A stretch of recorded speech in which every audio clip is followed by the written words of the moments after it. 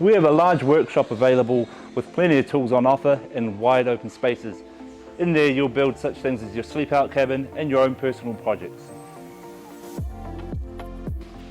We build a sleep out here, which is a small room. It's got one window, one sliding glass door as well, and it's about 4 meters by 2 meters deep.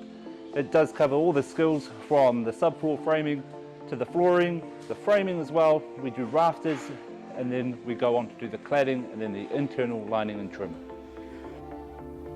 Our workshop is very true to trades. It's a lot like what you'll see in the industry.